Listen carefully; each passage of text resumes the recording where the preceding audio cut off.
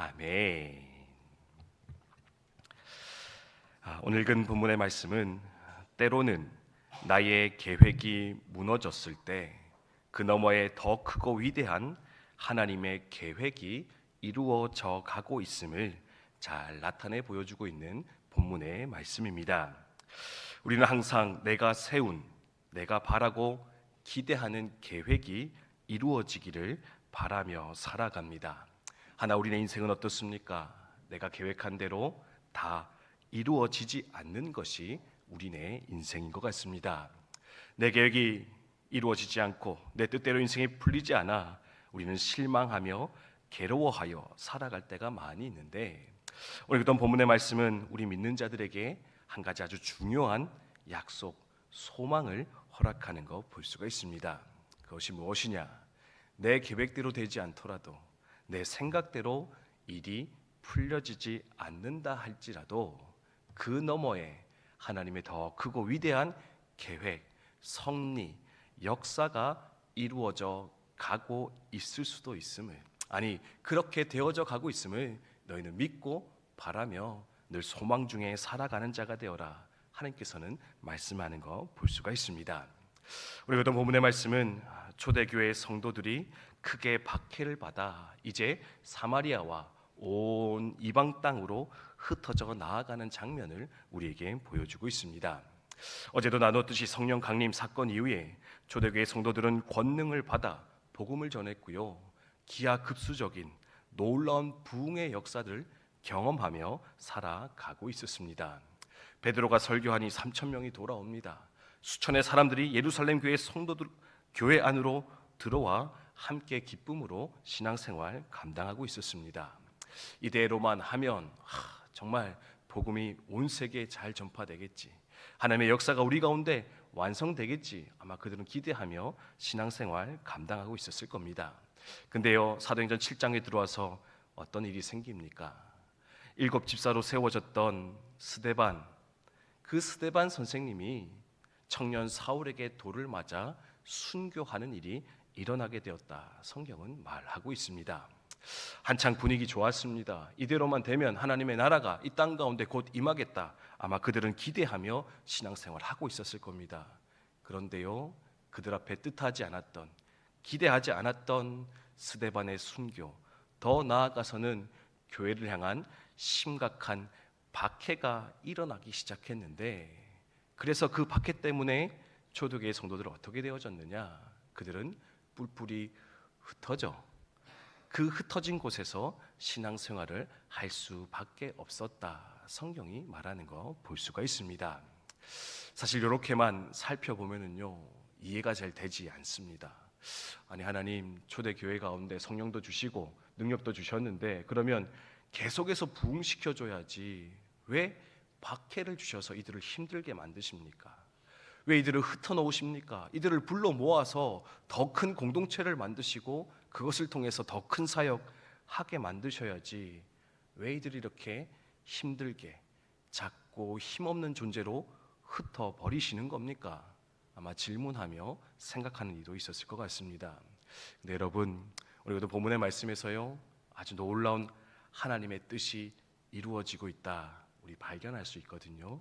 그걸 어떻게 할 수 있느냐? 우리 사도행전 1장 8절의 말씀을 같이 한번 읽어보도록 하겠습니다. 사도행전 1장 8절의 말씀, 사실 많이 아는 말씀이고요, 사도행전의 핵심이 되는 말씀인데 같이 한번 읽도록 하겠습니다. 사도행전 1장 8절의 말씀 함께 읽습니다. 시작. 오직 성령이 너에게 임하시면 너희가 권능을 받고 예루살렘과 온 유대와 사마리아와 땅끝까지 이르러 내 증인이 되리라 하시니라. 아멘. 예수님께서 하늘로 올라가시기 전에 제자들에게, 성도들에게 주셨던 약속의 말씀이었습니다. 그게 뭡니까? 너희가 성령을 받으면 권능을 받을 것이다. 그리고 내 증인이 될 것이다. 근데요, 어디까지 가서 증인되리라 예수님께서 약속하셨냐면, 너희는 예루살렘 안에서만, 이 유대 땅 안에서만 내 증인이 될 것이다 약속한 것이 아니라, 너희가 멸시하는 저 땅 사마리아에도 가서 복음을 전할 것이고, 또한 너희가 멸시하는 이방인의 땅까지, 땅끝까지 나아가서 내 복음의 증인으로 살아가게 될 것이다 약속하셨고 명령하는 것을 볼 수가 있습니다. 근데요, 성령 강림 이후에 성도들은 어떻게 했습니까? 예루살렘 안에만 머물러 복음을 증거하기 시작했습니다. 유대 땅 안에만 머물러서 복음을 전하며 그 안에서 기뻐하며 스스로 만족하며 살아가고 있었다라는 겁니다. 그래서 하나님 어떻게 합니까?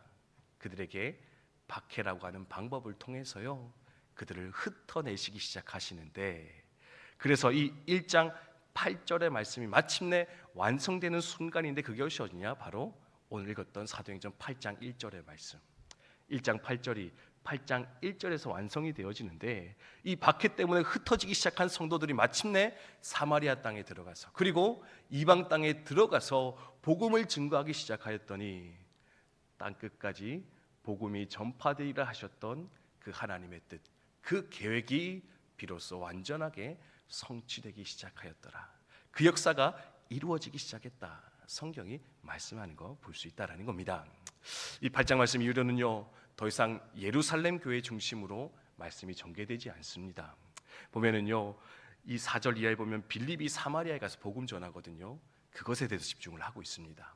안디옥 교회가 세워지고요, 이후에는 이방인의 사도로 세워졌던 사도 바울의 그 선교 여행을 통해서 땅 끝에, 이방인의 땅에 그 복음이 얼마나 편만하게 전파되고 있는가, 그것을 조명하면서 하나님의 그 크신 계획, 그 위대하신 계획이 얼마나 철저하게 완성되어졌는가, 사도행전의 말씀 우리 가운데 가르치며 보여주는 것을 통하여서, 아, 그렇구나, 내 생각, 때로는 내 계획, 내 판단이 이루어져야 그것이 좋은 것이고 그것이 하나님께 영광되어지는 것이라 스스로 생각하며 살아갈 때가 있지만, 때로는 내 계획이 막힐지라도, 내 계획이 무너지는 그 순간이 찾아올지라도 그 너머에 오히려 하나님의 역사는 이루어져 가고 있음을, 하나님의 더 완벽한 뜻이 완성되어 갈 수 있음을 우린 또한 생각하면서 소망 중에 살아갈 수 있어야 되겠다.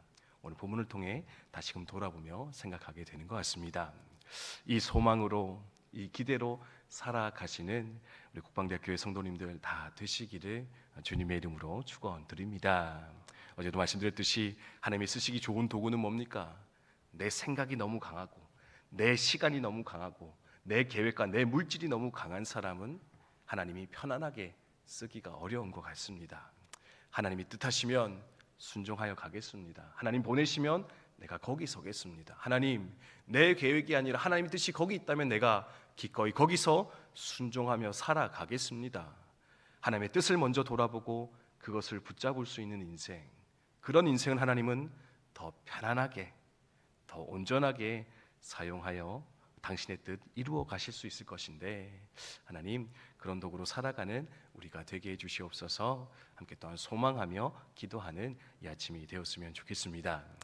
마지막으로 지난 또 연휴 때 만났던 한 집사님과의 교제에 대해서 말씀드리고 설교를 마칠까 하는데요, 긴 연휴 보내면서 오랜만에 초임지 때 함께했던 우리 집사님 가족을 만나서 저녁 식사 교제를 나눌 수가 있었습니다.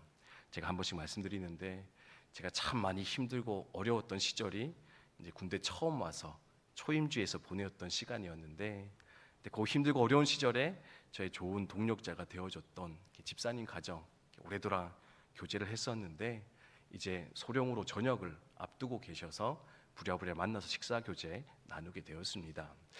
사실은 만남을 가지러 가면서 마음에 걱정이 있었습니다. 뭐냐면은 사실 군인으로서 또 장교로서 중령으로 진급도 하고, 그래서 더 많은, 더 멋진 군 생활 하면 좋겠다 뜻을 품으셨었는데, 뜻대로 잘 되지 않아 사실은 좀 일찍 이제 군대를 나가셔야 하는 그런 상황이었습니다.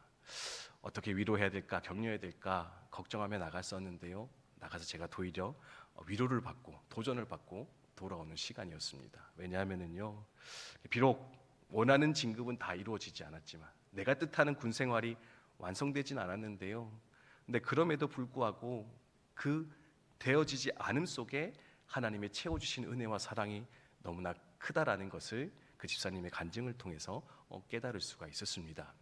진급이 되지 않았는데 덕분에 한 곳에 오래 머물러 정착할 수 있었습니다. 그래서요, 가족 집사님 원래 아이들 가르치는 일을 하셨었는데 그 일을 다시 시작할 수 있었고요, 지금 어디 학원의 부원장님까지 되셔가지고 너무 활발하게 잘 활동하고 계신다. 가족 집사님 이야기하시고, 이 집사님은 공병 출신이셨는데 원래는 군대는 쳐다보기 싫었다고, 군대와 관련된 일은 하기 싫었다 얘기하셨는데, 이제 군대 공사를 감독하는 민간 업체에 또 취직을 하게 되어서 또 이제 곧바로 생활을 할 수 있게 되었다 이야기하는 것을 들었습니다.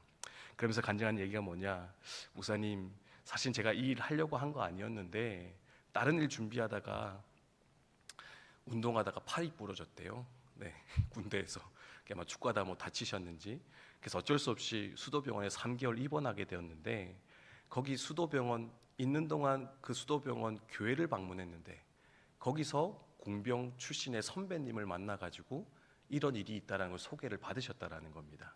그래서 그 일을 준비하게 되었고 일을 하게 되었는데, 또 마침 전역을 준비하면서 경력 평가를 쭉 받아봤더니 본인은 사실은 시설 쪽은 일을 하지 않아서 경력이 없어서 취직이 안 될 거라 생각했는데, 평가하고 보니까 예전에 그냥 하기 싫어서 억지로 했던 일들이 시설 관리와 관련된 일이었고 경력 평가를 받을 수 있었고 그 모든 것을 통해서 취직을 할 수 있게 되었습니다. 목사님, 돌아보니까 이 모든 것이 하나님의 은혜였고 인도하심이며 섭리였습니다. 그래서 너무 감사합니다. 저한테 얘기해 주시는데요, 그 얘기 듣고 나니 제가 오히려 그렇구나, 하나님 참 좋은 분이시다, 위대하신 분이시다.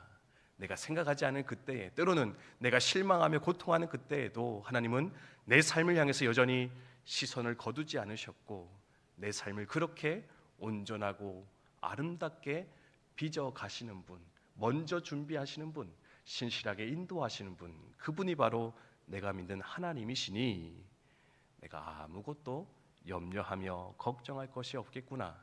때로는 내 계획이, 내 뜻이 틀어진다 할지라도 그것 때문에 많이 슬퍼하며 끝까지 고통하지 않아도 되는 것이겠구나 생각하며 돌아오게 되었던 것 같습니다. 성도 여러분, 이 소망으로, 이 믿음으로 오늘도 하나님 바라보면서 있는 그 자리에서, 보내시는 그 삶의 영역 가운데서 기꺼이 순종하시며 하나님 예배하시며 주신 사명 잘 감당하시는 저 여러분 되시기를 주님의 이름으로 축원드립니다. 내 계획이 이루어지지 않았습니까? 그 너머에 하나님의 더 큰 계획이 지금도 이루어지고 있을 것인데 여전히 하나님 찬송하시고 기도하시며 믿음으로 살아가시는 저 여러분 되셨으면 좋겠습니다. 주신 말씀 기억하며 함께 기도하도록 하겠습니다.